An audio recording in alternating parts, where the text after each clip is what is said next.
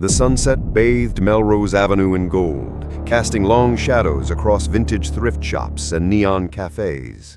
Inside a small indie music lounge, the Friday night crowd murmured beneath soft lights, espresso in hand, phones momentarily forgotten.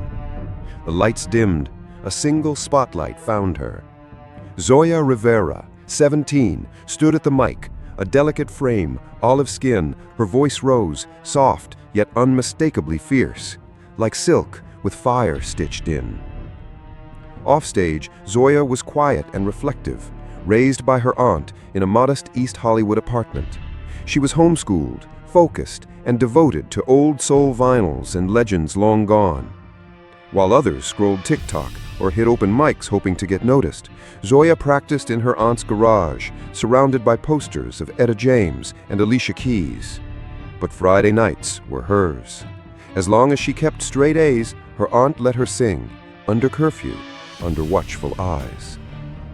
That night, Zoya closed with a stripped-down version of River. The last note hung in the air. A clause erupted like thunder. Zoya Rivera stepped off stage, heart pounding, cheeks flushed. The crowd buzzed in the background.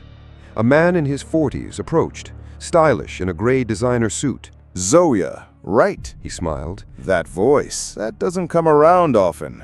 She nodded cautiously. I'm Mason Ray, A&R for Nova Sound Music. You've probably heard of us. Zoya blinked. Yeah, you represent Sky Nyla, Jamal Vance too. He nodded, amused. We're always scouting for the next voice. I think that might be you. He motioned to a booth. 5 minutes, no pressure. Inside, he slid a folder across the table. Recording deal, signing bonus, studio schedule. Zoya's hands trembled as she flipped through the pages. Is this real? You earned it. But there's one thing we need to talk about. She looked up. The hair? He said plainly. It's long. It's classic, but it doesn't sell anymore. She frowned. I don't understand. We need something bold, something that makes people stop scrolling. Think shaved sides, think statement, something fearless. Zoya instinctively touched her hair. That's a lot. Mason didn't blink. This industry moves fast. You either evolve or you vanish. But my hair's part of who I am. He tapped the contract. People forget voices, but an image, that stays. This is the only shot I might ever get. Girls like me don't get a second chance. Maybe I have to burn something to rise. And slowly, Good dog. she nodded. The next morning, a black SUV pulled up in front of her apartment. Zoya climbed in without a word. Mason was juggling 2 phones, mid-call, barely glancing up. He handed her an iced matcha and nodded. 20 minutes later, they pulled up, not to a glam studio, but a quiet barbershop tucked into a Silver Lake side street. No name, just a sun-faded red and white pole spinning lazily in the breeze. Zoya squinted. This doesn't look like Nova Sound's glam team. We're not doing glam, Mason said, stepping out. We're doing clean, strong, unforgettable. She hesitated in her seat. I thought it was going to be a pixie cut, something softer. Pixies are yesterday, he said. We need impact, viral clips, cover photos. You said pixie, not this. You lied. I didn't lie. I just didn't spell it out. You want this career, right? Let's go, Mason said, holding the door. Zoya stepped in slowly. Her sneakers echoed against the tiled floor. The barber, a stoic woman in her 50s with gray buzzed hair, nodded. First time? Zoya gave a faint nod and sat stiffly in the chair. The cape snapped shut around her neck. Her reflection stared back, anxious, too polished, far too unsure. Mason stood behind. Shaved sides, short textured top, buzzed the back clean. The clippers whirred to life. Zoya flinched. I'm not ready. She whispered. Mason didn't move. You already said yes. This is the price of next level. She reached for her phone. One call to her aunt and this ends. But her fingers froze. This was her choice now. Or at least, she had told herself that. The barber gently pressed her head forward. The first pass began, at the nape, rising. She stared at the mirror, her eyes filled with tears, but her lips stayed closed. The sides followed, bare skin exposed beneath the blades. In minutes, her signature look was gone. The clippers fell silent. Zoya looked up. Her face looked sharper, stronger, and painfully unfamiliar. "This is your era now," Mason said. "You're not local anymore." Zoya didn't speak. She just raised her hand and touched the bare skin above her ear. 3 days later, Zoya's debut music video dropped. Shot in black and white, no backdrop, no filters, just her face in close-up, the light catching the freshly shaved head, her voice raw and unpolished. The video went viral overnight.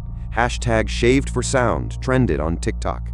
A fan reaction clip hit 2 million views in 24 hours. She shaved it all and sang like nothing else mattered. Iconic. Zoya exploded into a phenomenon. Talk shows, magazine covers. Rolling Stone called her Gen Z's fearless feminist voice. The first cover photo, a close-up of her shaved head and defiant eyes, minimalist, sharp. The headline praised her as bold, brave, unforgettable. But behind the curated image, reality felt very different. The schedule was brutal. Weekly head shaves, endless press junkets, interviews scripted to the syllable. The image was everything. "Don't let the hair grow patchy," her stylist warned before a photo shoot. Zoya smiled for the cameras, but the eyes around her started to grow colder. Some fans embraced the new look. Others turned away. She looked better before. Trying too hard. The label insisted she keep the shaved look. "It's your brand now." But inside, Zoya felt something slipping away. The voice was still there, but the girl behind it was fading. By month 5, the buzz had dulled, in every sense. Zoya's second single tanked. The comments turned sharp. Is she still bald? Was it just a stunt?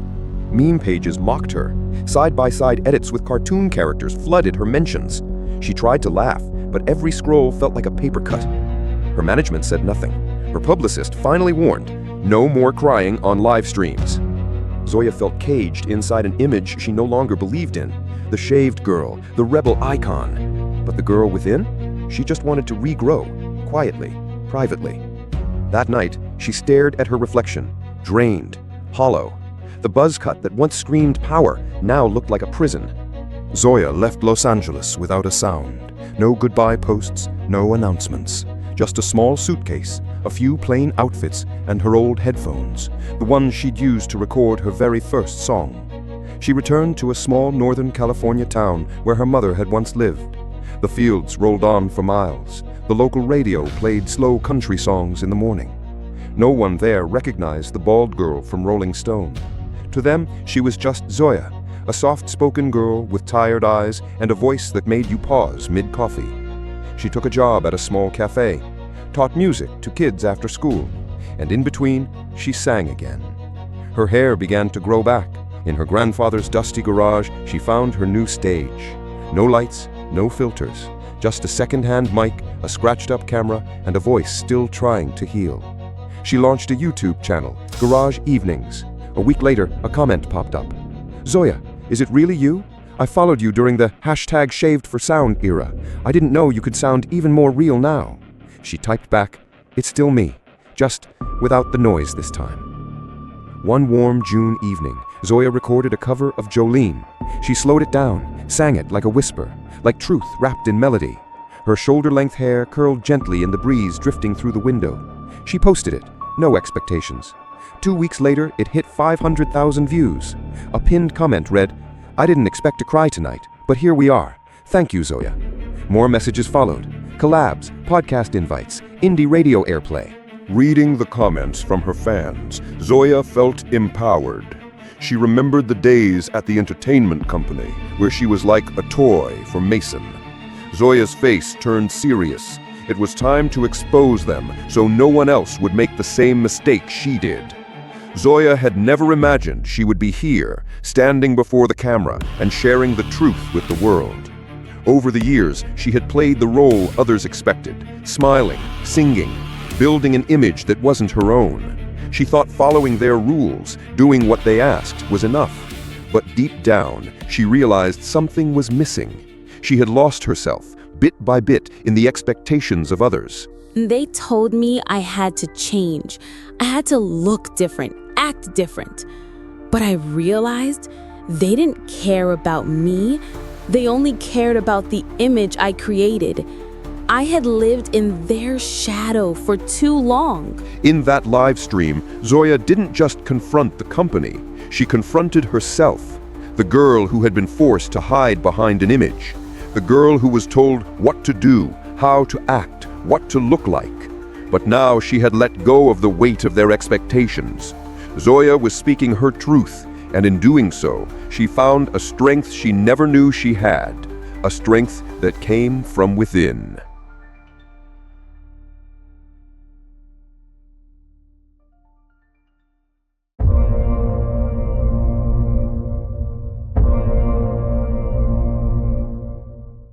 She woke up in a pale gray room.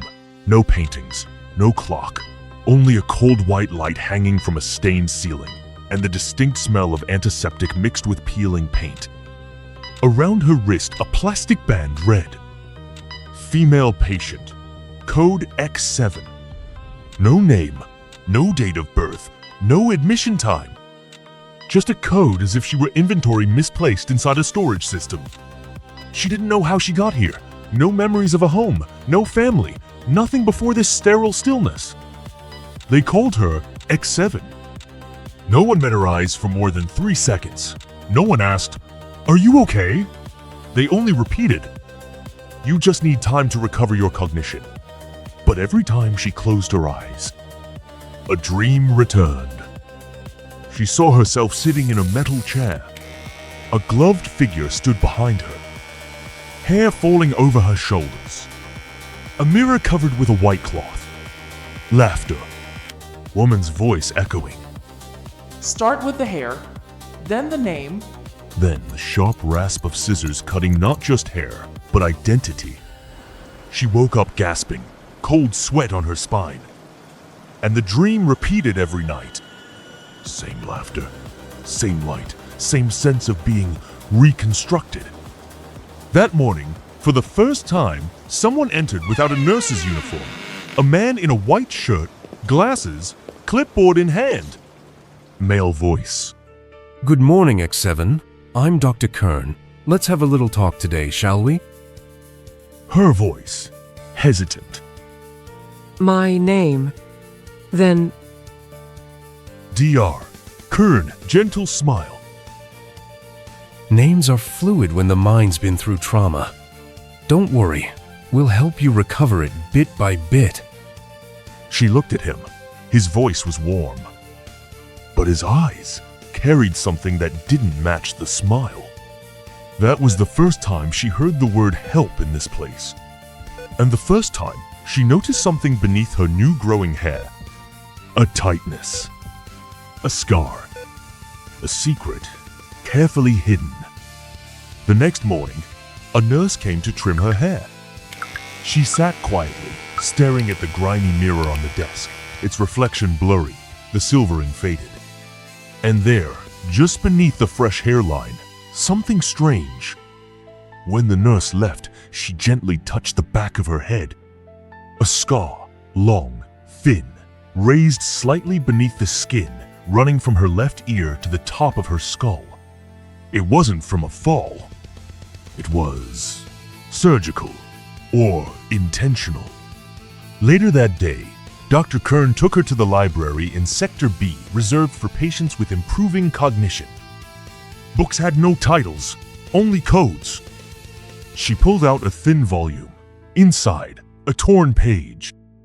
Behind a sloppily taped repair, a handwritten message. Don't trust them. Room 14, they keep the old faces. Sound, nighttime hallway. Wind hums through vents, bare footsteps. Midnight, she slipped out quietly. Second floor, the non-responsive ward. Door numbers ran from 1 to 25. She counted carefully. Room 14. But light spilled from underneath, and inside a whisper. It sounded like someone calling her name. Female voice, faint. Echoing. X07. She stepped back, heart pounding. A hand gripped her shoulder. A patient bawled, thin, hollow eyes. No name tag, no staff around. The woman looked at her like they had once known each other. Woman, I used to be you. her voice. Who was I? Woman, whispers. A beat. Clara, room 14 holds the backups. Photos, files, names. What they stole from us, it's all still there. Her voice trembling. At least, that's what they gave me after they erased the first. And then Clara vanished into the hallway like she was never there. The next morning, she asked to visit the records wing. Said she wanted to understand her treatment.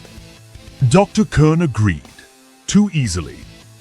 The archive, room ground floor, end of the L-shaped corridor, one sleepy guard. She found the drawer, female patients, codex, X4, X5, X6, then X7. A single gray file, inside only 3 lines. Patient ID, X7. Status, procedure complete. Note, no image retrieval, identity not to be returned. At the bottom, a torn photo scrap. A corner of brownish red hair. And in red ink. Ritual complete. She slammed the file shut. Turned, and there was Dr. Kern. No smile. Just observation. Dr. Kern. I hope you're not wandering beyond your recovery protocol. Her voice, faltering. I was curious. Curiosity is the first step to instability. Sound. Night again. Ceiling fan slows. A low ambient drone. She slept that night, without dreams. Until the bell. Not a digital alarm. A handbell long and hollow.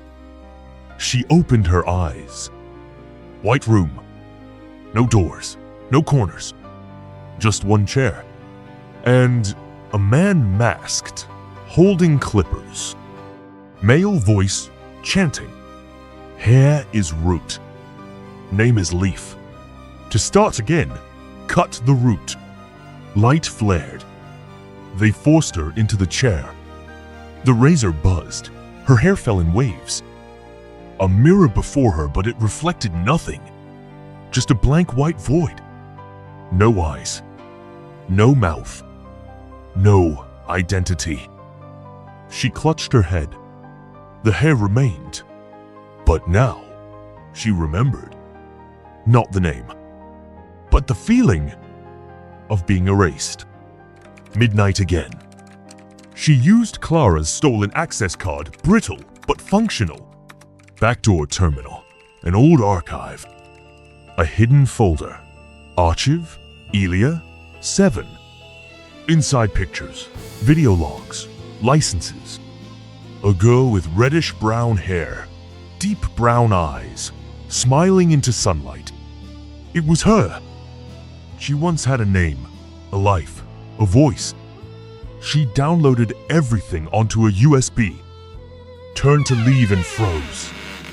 Dr. Kern. I warned you, Elia. Curiosity breeds chaos. Her voice calm.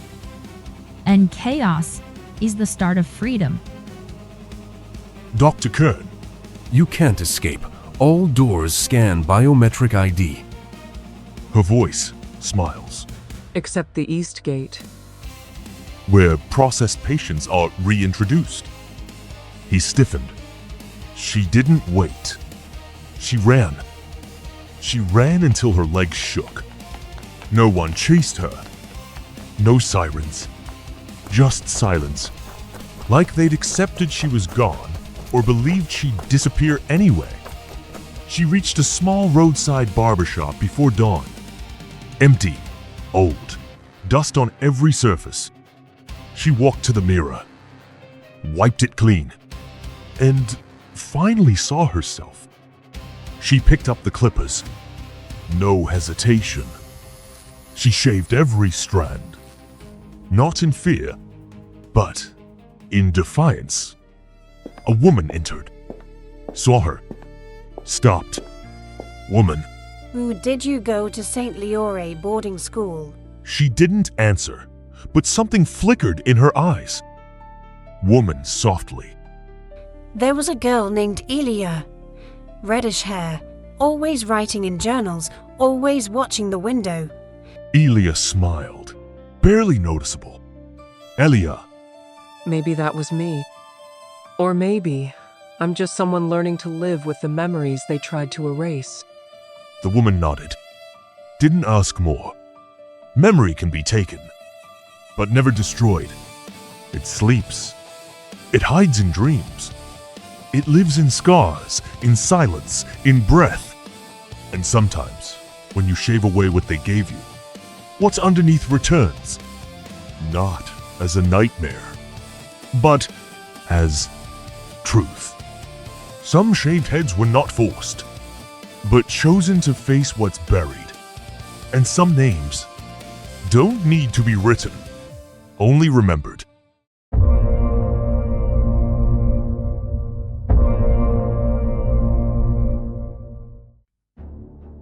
When trust is broken.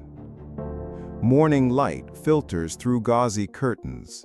A quiet suburban hair salon stirs awake. Wooden floors creak beneath Isabel's feet as she moves, barefoot, across the room. She opens the blinds. Sunlight spills over mirrors, over chairs, over memory. Isabel loved mornings like these, before the rush, when the salon still belonged to silence. She would brush her own hair in the big mirror, chestnut strands cascading like silk ribbons. She sits, brushes, slow, rhythmic. Hair remembers everything. The laughter, the tears, every goodbye, every hello. The door jingles. You still open this early? Only you would do therapy before coffee. You're not the only one with secrets in your split ends. Laughter. She begins cutting, steady hands, listening heart. That afternoon, while sweeping strands into a neat pile, Isabel hears a familiar click of heels, and with it, a scent. Not lavender. Something sharper, designer, intimidating. Well, well, still slicing through suburbia, Belle? Isabel turns, startled. Chloe? 3 years. You haven't aged or changed. They hug awkwardly. Chloe looks around, silently judging. The warm tones, the handmade signs, the chipped armchair. Come visit upper level. It's sharp, minimal, no charm, just power. She leans in, a whisper. I booked you a session, Saturday. Let's, upgrade you. Isabel laughs, but her reflection doesn't. That night, Isabel lies awake. Her hair fans over her pillow like a cloak. She rereads the message. Come on, it's time to let go of the princess braid. She had trusted Chloe since they were 13, shared secrets, sleepovers, scissors. Chloe had cut Isabel's hair the day her mother died, braided it, sat with her, stayed. So Isabel says yes. Saturday. Steel, chrome, glass. Upper level feels more like a gallery than a salon. No warmth, just echo and silence. The kind that swallows your name before you say it. Chloe greets her. You're going to love Nico. He sees the truth beneath all this. She gestures to Isabel's hair. Nico appears. Tall, angular, black gloves, no smile. Isabel sits. You're not doing it. I've evolved, sweetie. I curate now. A cape goes around her shoulders. Her hair is gathered. Then, a sound. Not scissors. A buzz. Wait, what are you doing? I didn't ask for this. Chloe approved the full cleanse. You said you trusted me.